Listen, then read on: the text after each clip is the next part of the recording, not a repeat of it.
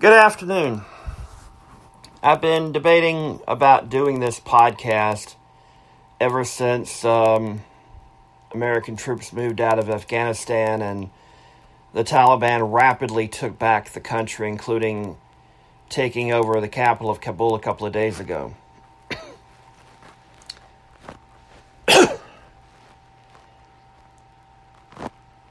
We have a problem in this country.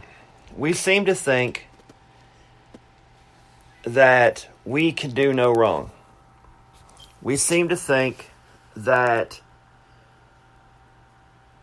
American exceptionalism means that we can accomplish anything as long as we fight hard enough, work hard enough, and throw plenty of money at what we did over there.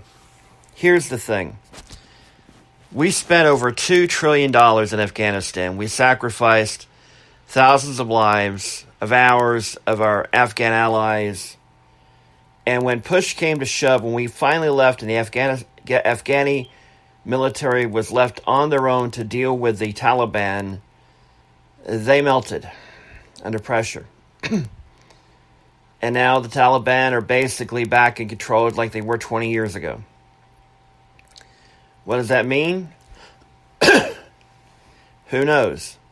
Maybe the Taliban will be less likely to get involved with radical Islamic terrorists like groups like Al-Qaeda and be more wary of provoking the United States. Then again, they beat us once. And yes, they did beat us. They outlasted us. Let's not cut corners here. Yeah, we beat them badly when we struck back against Al-Qaeda in the late fall, early winter of 2001. Yeah, we did a really good job. The problem was we got bogged down with nation building. We thought we could install democracy. We thought we could revolutionize Afghanistan, just like Iraq. And how did that fare? And to be truthful, we tried the same thing in Somalia under Bill Clinton. And that didn't go so well. So this idea that we can magically bring about democracy and free markets and all this and transform these areas into these westernized places is insane. And how many lives did we lose in Afghanistan and Iraq because of this craziness? We're a great country to a degree. The problem is our reach exceeds our grasp. We try to do too much, and we don't do anything. Well, not doing anything at all. Look at what China's done for 20 years. They've not been in any war in a very long time. They've obviously heavily armed themselves up, but at the same time, they spent a lot of money on their infrastructure, their economy, a lot of their healthcare system and such, to where, it didn't do so hot against the initial stages of the pandemic, but still, and there are a lot of things that are wrong with China, don't get me wrong. They've wasted a lot of money too. But the problem is we don't look at ourselves and we don't realize that, we can make mistakes. We're not number one anymore. And instead of going, okay, how do we get back to being the best country in the world? We keep thinking we still are number one. We'll crucify anybody who dares claim that we're not number one. But you look at all the categories that matter. Healthcare, we're not number one. Schools, we're not number one. We're number one in the military. Get the strongest military on the earth, but look what just happened in Afghanistan. The problem is, armies cannot, by definition, build nations. They're there to conquer, okay? And the last time we were really at war, legally at war, was World War II. We haven't been legally at war since that time. Korea was not a declared war. Vietnam was not a declared war. The Gulf War was not a declared war. Neither one of them were a declared war. Afghanistan was not a declared war.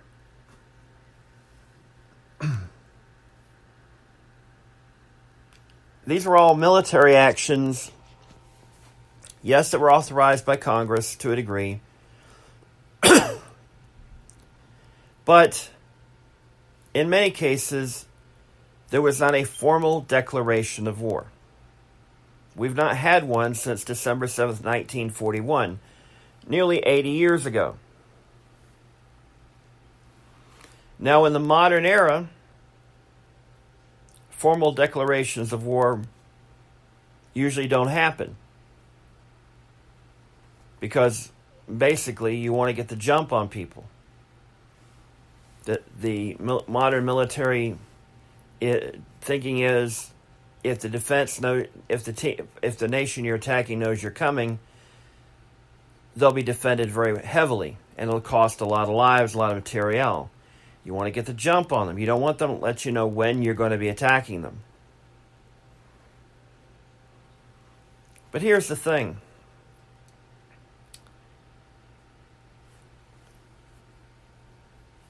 We are in a battle right now with world influence, with Russia and China.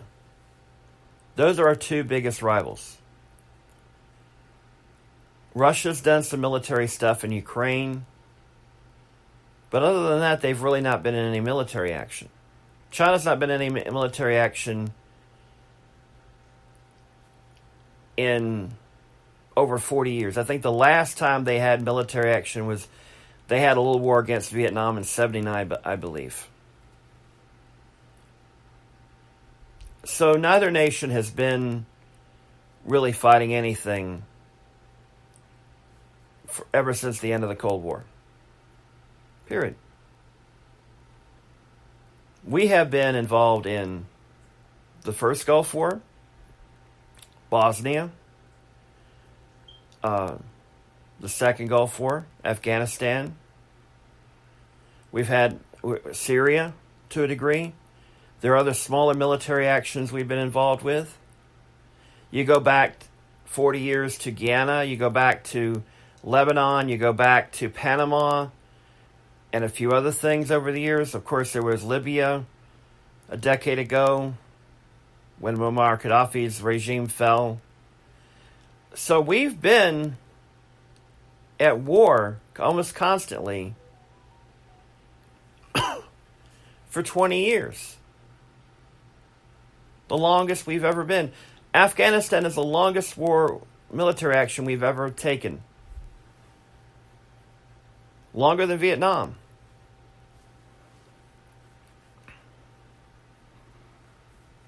And how many more lessons do we have to learn that we can't just solve these things militarily. We can't just throw money at a problem. There are sub-problems that simply cannot be solved by old-fashioned brute force and by throwing a lot of money at it and just trying to get people to go, hey, side with us. Because the reality is that culture in Afghanistan's a hell of a lot older than we are. And they're surrounded by countries that are a hell of a lot older than we are. And they've been doing things a hell of a lot longer than we've been doing things. And we don't understand that because we have this idea that American exceptionalism is the greatest thing in the world, and that we take it over to some other countries that export it, that'll work. It worked in Japan, sure. It worked in South Korea, sure. But those are very few examples. It helped rebuild Germany, sure. But in Afghanistan, in Iraq, it didn't work. Didn't work in Vietnam. And the jury's still out if it may wind up working in South Korea. Who's to say?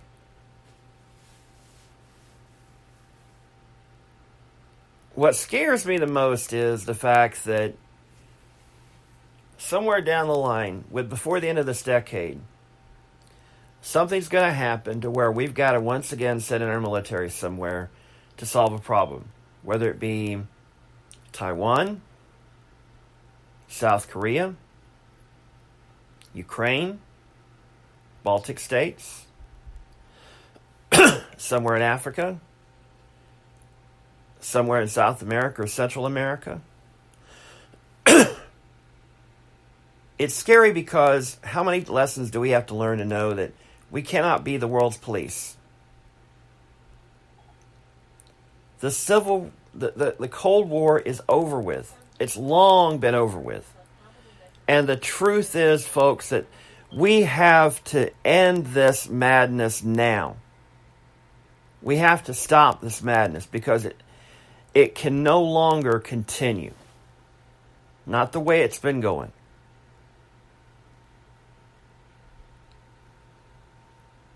Who's to blame for what happened in Afghanistan? Biden? Well, he actually opposed Obama keeping the troops in Afghanistan back during the Obama administration. He's on the record for that. So Biden's less at fault than any of the past three presidents. Trump is at fault because he didn't get out earlier, and also he's basically that little peace deal he did basically took out the rug from under any attempt we had of finally getting rid of the Taliban. Obama should have moved our troops out within a year of Osama bin Laden dying. There should have been a game plan to get the troops out after we got Osama bin Laden. George W. Bush should have had a game plan to get in there, get rid of the Taliban, and within a year or two, have our troops out of there. Not try this nation building stuff, not anything like that. Get them out of there.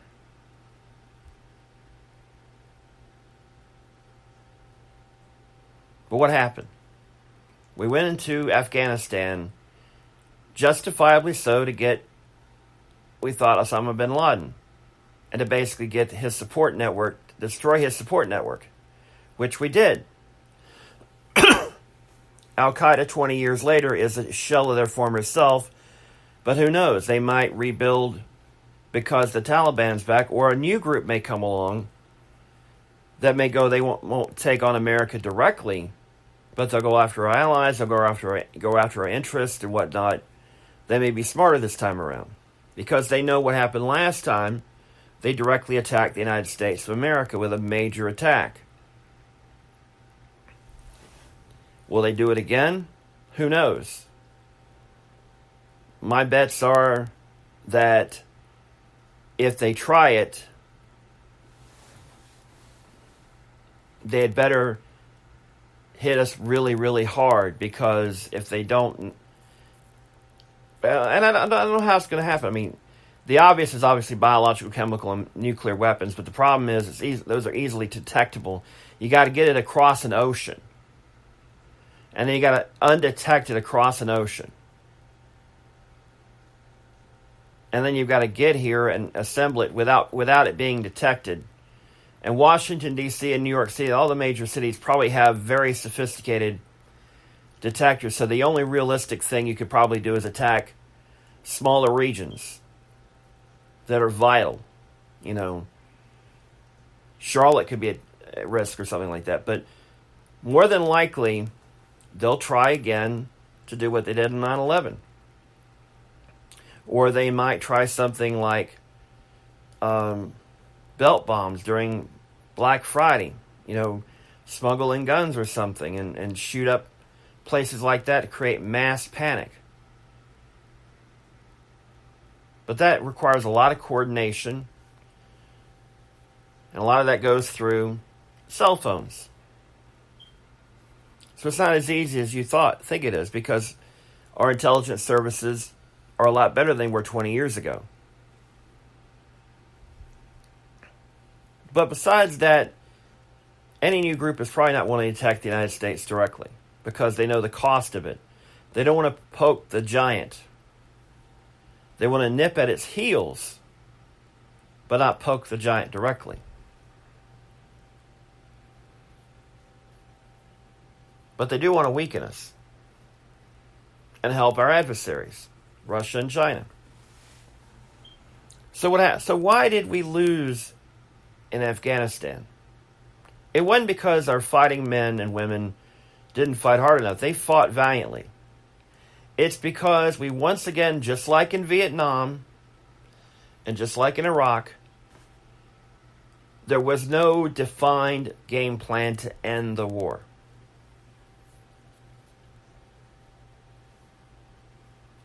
In Vietnam, we couldn't conquer North Vietnam because that would mean a war with China. The same with the Korean conflict. We couldn't conquer North Korea because that would have meant war with China. In Afghanistan, we didn't try and conquer it because we didn't want to be seen as conquerors. Same with Iraq. Why are we getting these wars that that are not direct threats to American security? Yeah, we succeeded in Panama because Panama's a little tiny country. Grenada in 1983, they're a little tiny country. And you look at, but in Lebanon, we sent Marines there. And they sent a suicide bomber, killed 200 some odd Marines there in that bombing. And they complain about Benghazi? Why didn't we have a serious investigation of how 200 some odd Marines got killed in Lebanon under Reagan's watch? There's a lot of blame to go around. Democrats, Republicans, the whole 9 yards. Military, civilian, the whole thing. But the lesson we need to learn is this. Just because we have the largest and most sophisticated military in the world does not mean we can just go anywhere we want to and think we're automatically going to win the battle. Because look what happened in Vietnam. Look what happened in Afghanistan and Iraq. We couldn't maintain the peace. And we eventually had to leave.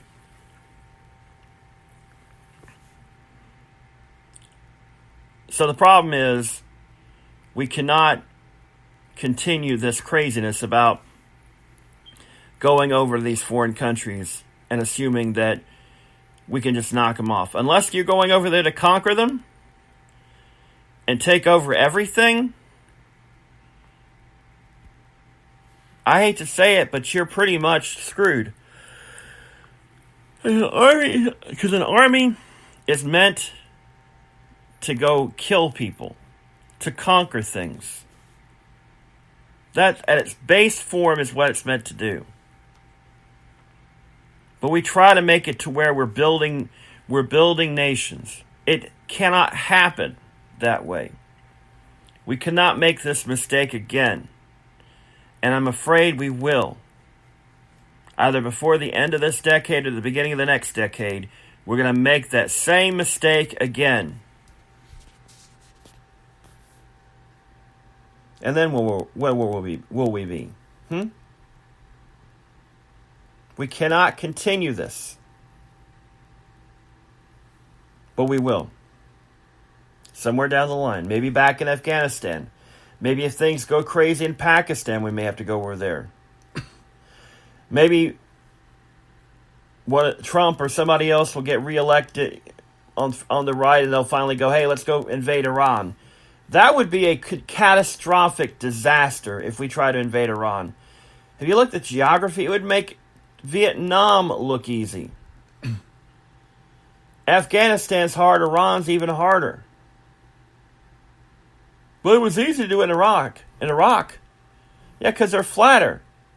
And we've beat them once before. Iran's had decades to build up because nobody's messed with them. And that's what scares me, is the arrogance we have sometimes in this country going, well, our military is so great we can conquer anybody. You're going to their country halfway across the world to fight a war. How does that make sense? We're supposed to be, we're called the Department of Defense. It's called the Department of Defense, not Department of War anymore. There's a reason for that. We're supposed to defend the country. How are we defending it in Iraq, trying to invade Iraq? By trying to seize resources? That's crazy, folks. That's crazy. We got to stop it. We've got to stop this idea that we can be the policemen of the world. Because we're not. How many more lives we got to lose? How many lives did we lose in Vietnam? How many lives did we lose in Iraq? How many lives did we lose in Afghanistan? And in all the smaller conflicts we've had over the years. The police actions and all this other sort of stuff.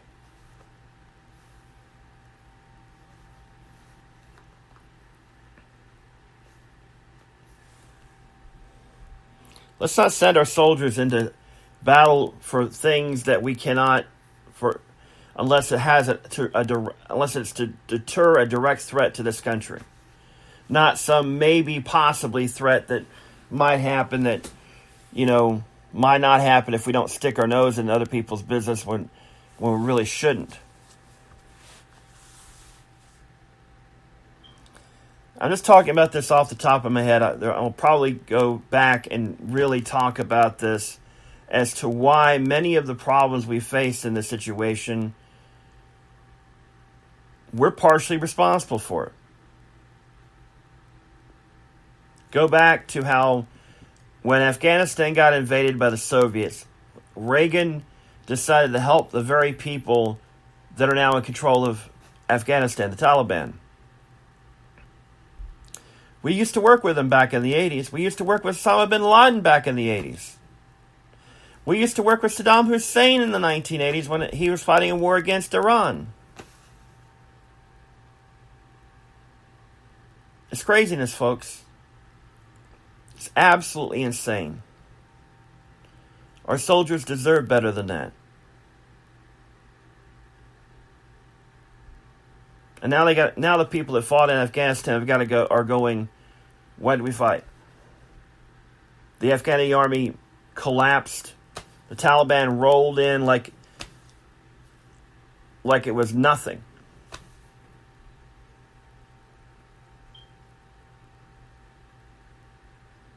If you remember the Dune books, when the Harkonnens left Arrakis the first time and the House Atreides came in,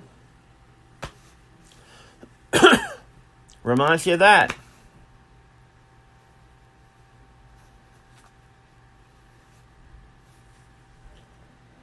Are we going to go back and be like House Harkonnen? I'm afraid we might. Especially if the Taliban start funding terrorist groups again and they start acting against our allies or against us. What happens then? And the Taliban are talking a good game right now, but talking is one thing, walking is another. We don't damn well know the Taliban won't live up to it. So there's that. Okay, that's it for now. I'll talk at you later. Goodbye.